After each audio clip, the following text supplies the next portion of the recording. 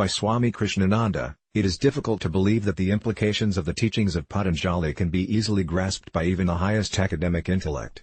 Because it is nothing but intricate practice that is being taught in this system known as the Yoga Sutras of Patanjali.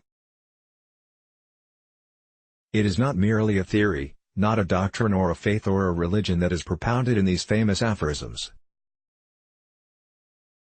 It is a technique of practice or conduct in personal life which is supposed to go into the very roots and vitals of the system and bring about a thorough transformation of the various patterns of manifestation of the individual organism. The system of Patanjali, which is the famous yoga philosophy and practice, is an utter realism in the sense that it does not go beyond the ken of immediate experience or perception at any stage of practice.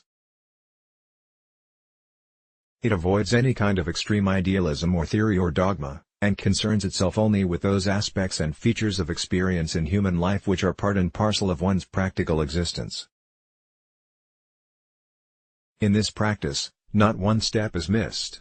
Not one step is ever taken into consideration if it has not become a practical content of one's day-to-day experience. Thus it is that we can very safely call this a scientific method of approach to life. It is scientific because it is the most systematic approach to life and it is the most inclusive of all the approaches. It includes all possible aspects of human nature. It starts from the lowest type of experience and aspires to reach the highest possible existence. It is a very graduated technique, and it is a system of living that can be applied to every human being. The yoga system is an impersonal approach of a psychological character. It may be said to be nothing but psychology applied to practical life, or one may say, it is applied psychology going deep into the roots of human nature, not exhausting its researches on the conscious level merely, as Western psychologists are prone to do. The levels of human personality are the objects of research here, and therefore, the yoga system is not only psychology and psychoanalysis but also the theory of the perception of things. It is also a philosophy, a metaphysics, and it is at the same time an ethical and moral goal. It is the highest spiritual philosophy. So we have in it everything that any system of thought can regard as the essential of a teaching on the higher life. It is not possible to understand this system unless one has some acquaintance with psychology, because it is a system of psychological analysis and synthesis. It analyzes threadbare every fiber of human nature and personality, and also synthesizes these analyzed parts into an organic whole. What it does exactly is the isolating of the parts of human nature for the purpose of arranging them once again into a new pattern altogether, a necessity that arises on account of the fact that the existing pattern is a chaotic one. The parts or aspects of human nature as they operate in normal or ordinary life are disorganized patterns, a kind of confusion and a muddle, which is the reason why people are unable to think dispassionately, impersonally and thoroughly. Patanjali's system adopts a diagnostic system of analysis. It pulls apart every aspect of human nature into its minutest components. For this purpose, it lets nature be reduced to the minimum essentials to be analyzed, until we find that it is not possible to analyze further, as is done in physics. Then the constructive aspect of the system begins. What is the condition in which one is now at this given moment of time, and what is the reason for the prevalence of this condition? The prevalence of any particular state is due to the character of a particular pattern of the arrangement of the parts of the personality as it appears on the surface. Is it a satisfactory pattern, is the question. Well, the answer is simple. It is not a satisfactory one, otherwise, there would be no sorrow, no aspiration to achieve something more than what we have already. That we are restless and hope to achieve something more than what we have at present is an indication that our present system of living is inadequate, incomplete, and therefore, not satisfactory. This is the stand which the yoga system, as a psychology, takes, and tries to reorganize this system into a proper form or shape which can reflect in its perfection the character of reality. The sufferings of human life, the sorrows through which we pass and the shortcomings that we see in our personal lives are an indication that the present pattern of our psychological setup is incapable of reflecting the character of reality. The real is a perfect whole, it is an invisible completeness, and what we seek in life is perfection or completeness, because reality is a well-ordered completeness. When this ordered system of completeness or perfection is reflected in the psychological condition of human nature at any given moment of time, then there is a feeling of satisfaction, a joy, a sense of freedom, and a feeling that we have achieved something worthwhile in life. But the absence of this feeling is an indication, again, that the nature of reality has not been reflected in our system, which means that the medium of reflection is not properly constructed. So the yoga system of Patanjali endeavors to prepare the individual for the reception of the nature of reality into one's system, so that life becomes an ordered whole not only personally or individually but also in all its manifestations, such as social life, political life, etc. The yoga system, therefore, is a universal science. It is not an individual practice that one adopts privately in one's room for one's own salvation. There is always a misconception born of a short-sighted notion of the purpose of the practice of yoga, due to which many people wrongly think that the practice of yoga is a system of an individual salvation. It is not. Though the preparatory techniques are individual in the sense that it is you or I that have to make the preparation for the ideal on hand, yet the aim is not personal. The preparation may appear to be personal or individual, because everyone is to be prepared in a specific manner, according to one's endowments, but the purpose is something more than the individual organism or thought pattern. The aim of this practice is a growth, gradually, into universality, which is the mother even of the individual natures or personalities that are visible in practical life. We are persons, individuals, not apparently related to one another. That is the reason for the prevalence of selfishness in human life. But, that we are really unrelated to one another is not a fact. There is an interconnectedness among individuals which is hidden behind their visible disparity, and which is the reflection of the universal in their personal and social lives. The universal need not necessarily be the absolute universal always. When we speak of the universal from the point of view of the system of yoga according to Patanjali, the universal is any comprehensive state which immediately supersedes any given condition of psychological life. When there is a vision of the presence of a more inclusive state psychologically, socially and spiritually, one is supposed to be aware of the presence of a universal transcending one's individual existence. And when the next higher state of universality is envisaged, that becomes a part of one's practical experience.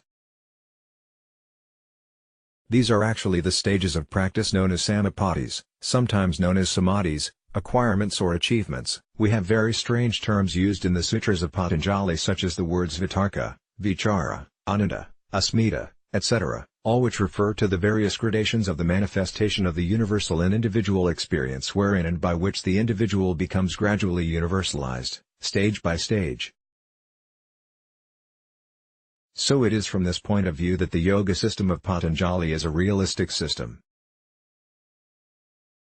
It does not abrogate from its approach any ideal of life or any perceivable object of experience. The psychological analysis preparatory for this is something very important, and that is the most difficult part of the practice. The parts of human nature, which is essentially psychological, are known as klesas, or afflictions. The term klesa is used by Patanjali to designate a particular psychological function, merely because of the fact that every psychological function is an affliction of the individual. It is an unnatural state of affairs, it is something not real. It is an apparent manifestation which is supposed to be overcome, transcended, as a sort of disease. The reason why every psychological function is regarded as a klesa is because the function of the mind, or the psychological organism, as it is seen in normal life is motivated by factors which are incompatible with the nature of reality. The very act of perception of an object cannot be regarded as a contact with real objects, because these realities which are invested with the forms which one sees with one's eyes, to which one regards them as realities, are only apparent formations or configurations which are presented before the eyes due to the operation of powers or forces invisible to the naked eyes.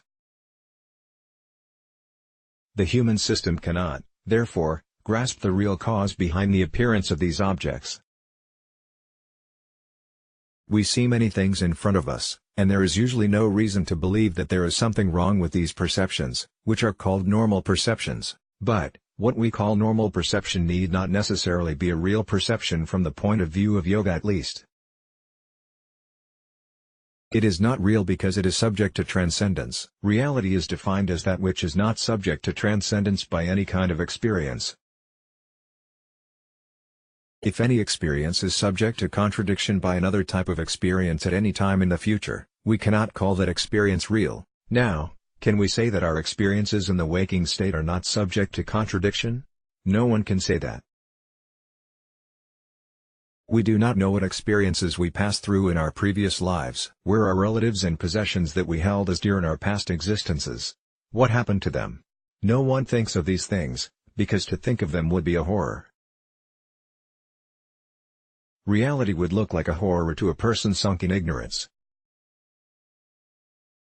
Ignorance, avidya, is the breeding ground of all the sorrows of mankind, due to which there is attachment to immediate perception. There is raga and devsha, attraction and repulsion. There is like for those experiences which are regarded as desirable, and a natural dislike for those experiences which are the opposite of or different from the types of experience which we regard as desirable to the present state of the mind. That which we call desirable, pleasant, beautiful, etc., is that arrangement of things which is compatible with the arrangement of the mind in the present setup of current affairs. The condition of the mind at any moment of time is the outcome or effect of those forces, invisible of course, which have become responsible for the manifestation of the personality in this physical existence, one's bodily organism, way of thinking and social relationship, jati, ayu and bhoga. All these experiences which we take as the only reality today are a fraction or a kind of link in the long chain of development through which the individual has to pass, which development or process is usually called the evolution of the individual. We are completely oblivious of this long chain. We do not know the previous link, and we do not know the future link.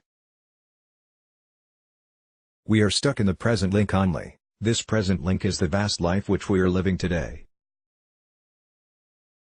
All that we see, this world, the sun, moon, stars, the stellar system, etc. is only one link in a long chain of development, which is the evolution of the universe towards a realization that is totally outside the vision of the mind at the present moment. So, the loves and hatreds, the likes and dislikes, the attachments and their opposites which characterize the experiences in our present life are caused by ignorance, or avidya.